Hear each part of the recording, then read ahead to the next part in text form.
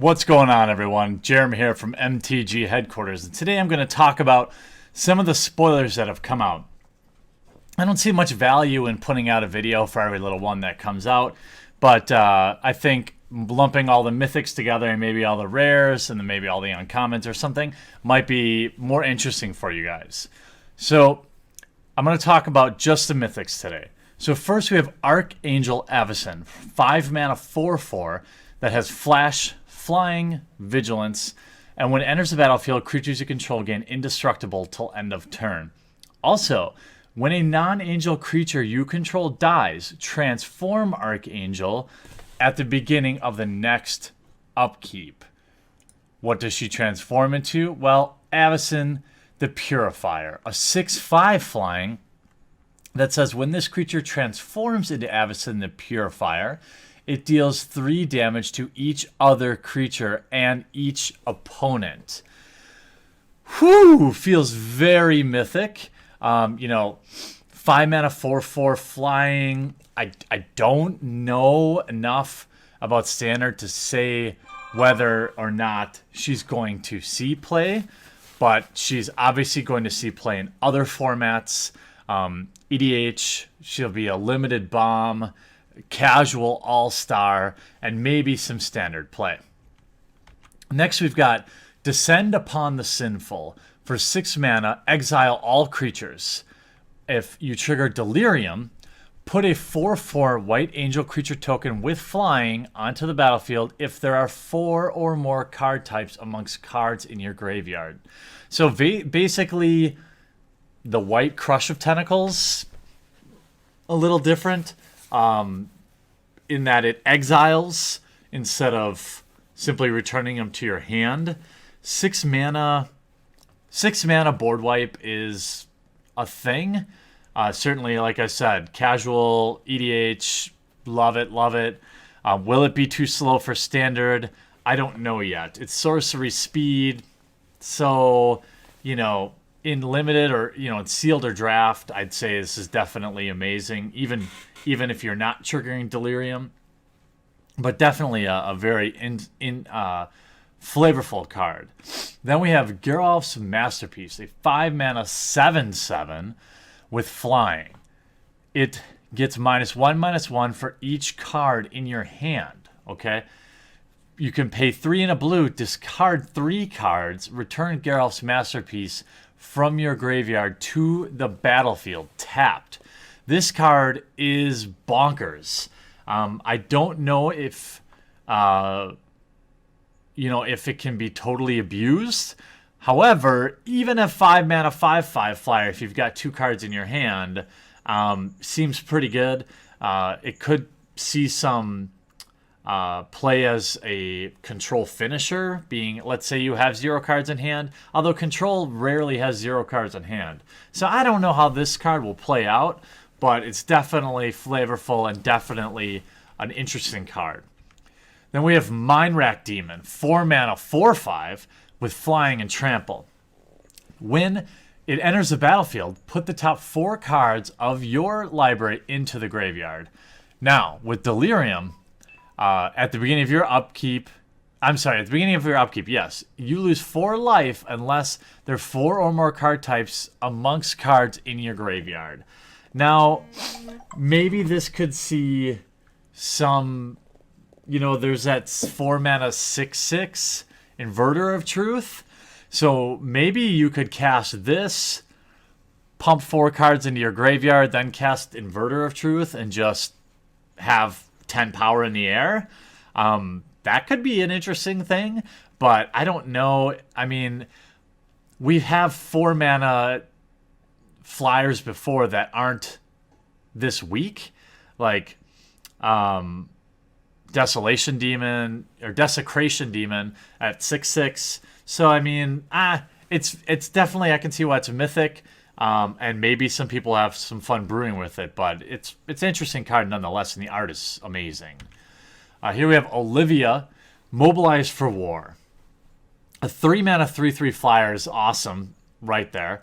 Whenever another creature enters the battlefield under your control, you may discard a card. If you do, Put a 1/1 counter on that creature. It gains haste until end of turn and becomes a vampire in addition to its other types.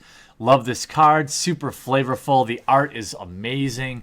I can't wait to see somebody cosplaying this because even though the sword maybe isn't the most functional, I think it looks super rad.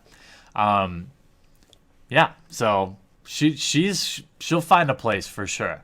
Then we have Relentless Dead.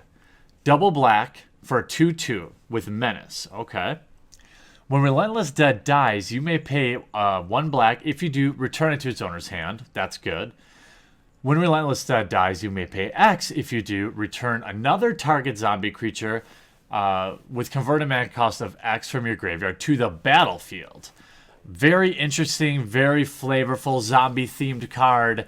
2/2 for 2. I mean, it's a bear. It's a mythic bear. The last time we had a mythic bear, I want to say it was Voice of Resurgence, and that was a pretty good card. This doesn't feel as strong, but it certainly seems fun, and it's going to find a place in a lot of decks. Then we have Startled Awake. You saw I'm sorry, I'm looking at the cards, and I actually looked at the other side first. So Startled Awake is a 4 mana. Target opponent puts the top 13 cards of his or her library into his or her graveyard. You could pay 5, put Startled Awake from your graveyard onto the battlefield transformed. Activate this ability only anytime you could a sorcery. And once it's transformed, it's called Persistent Nightmare. It's a 1/1 with Skulk. This creature can't be blocked by creatures with a greater power. When Persistent Nightmare deals combat damage to a player, return it to its owner's hand. So you mill 13, get in for 1, get it back, mill for 13. This card could be really interesting. And again, could we see something with that like Inverter of Truth where you're self-milling 13 cards and then you cast Inverter of Truth or something like that? It could be something there. And we have then Wolf of Devil's Breach. Whenever Wolf of Devil's Breach attacks, you may pay 1 in a red and discard a card. If you do, Wolf of Devil's Breach deals combat damage to target creature or planeswalker equal to discarded cards' converted mana cost. Awesome. I like it. 5 mana, 5/5 with a certainly relevant ability. And red-green got some stuff. I think red and green need some love. Now I saved some of the biggest splashes for last in the 4 planeswalkers in the set. 4 planeswalkers. So for 4 mana, you can cast Arlen Cord, who is a werewolf planeswalker, which is obviously flavor overload. But she comes in with 3 loyalty. Her +1 is until end of turn, up to 1 target creature gets +2/+2 and gains vigilance and haste. So in a way, she does protect herself in that you can leave a blocker back. Her 0 is her 0 ability is put a 2/2 green wolf creature token onto the battlefield, transform. Now, once she's transformed, you have Arlen Embraced by the Moon. Her +1 becomes creatures you control get +1/+1 and gain trample till end of turn. Her -1 is she deals 3 damage to target creature or player, but then she transforms back. Her -6 is you get an emblem with creatures you control have haste and tap. This creature deals damage equal to its power to target creature or player. Very interesting. I mean, I love the flavor. I love the art. I love the flip planeswalker into the werewolf thing. Very cool. Will it see play? It's hard for me to say no. At least it will see some standard play. It's a 4 mana planeswalker that can protect itself. It seems playable to me. Then we have Whoopie-Doo, Jace, Unraveler of Secrets. 5 mana for 5 loyalty. His +1 is scry 1, then draw a card. Okay, super relevant. His -2 is return target creature to its owner's hand. Also good. And his -8 is you get an emblem.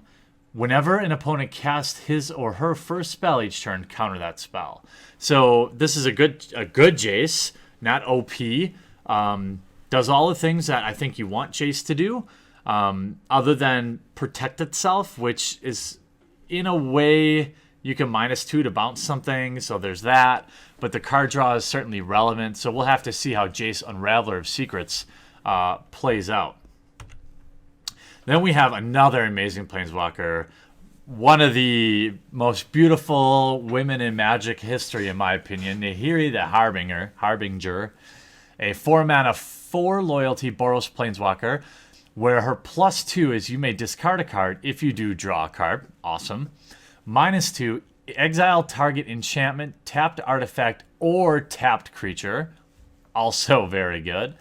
And -8, search your library for an artifact or creature card, put it onto the battlefield, then shuffle your library. It gains haste, return it to your hand at the beginning of next end step. So it's like dashing in a creature. Seems really powerful. You can go get some pretty crazy things. I mean, the fact that her loot ability is a +2 means you only have to activate her twice before you can -8. Seems really good. And lastly, we have Sorin, Grim Nemesis, a 6-mana Planeswalker, and I think the Sorin's great. The art is awesome. He looks pissed off. A 6-mana, 6 loyalty, where his +1 abilities reveal the top card of your library. Put that card into your hand. Each opponent loses life equal to its converted mana cost. So think EDH in that ability alone is going to be bonkers when you're +1ing and drawing a 10-drop or something like that.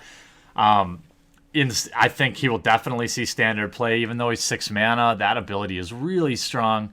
The -X ability says Sorin Grim Nemesis deals X damage to target creature or Planeswalker, and you gain X life. So he can kill Planeswalkers, by far most of them. Most of them aren't going to be over 6 loyalty by turn 6 if you had to. Many will be under, so you can blow up a Planeswalker and still keep Sorin on the battlefield.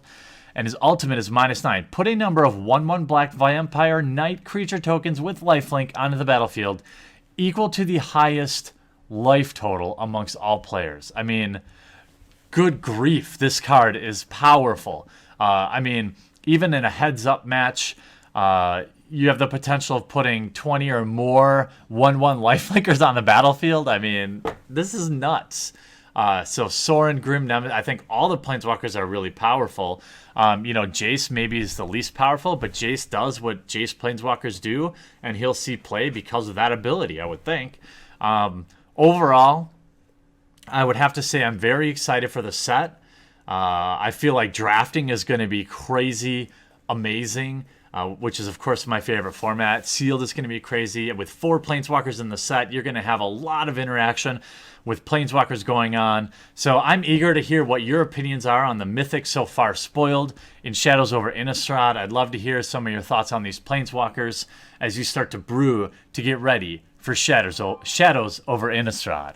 Thanks for watching this video, and we'll talk to you again real soon. Use all different kinds of content, so if you haven't yet, click on my face to subscribe. If you want to watch more videos, I've got some sweet playlists, including this one, where I open up every fat pack ever created. I've also got this one over here, where I open just about anything vintage and old and expensive for your enjoyment. And all this is made possible by the awesome backers at our Patreon, which is linked in the description of every video. Hop on over there, check it out, see if it's something you might want to consider. If not, sit back, enjoy, and I'll still love you.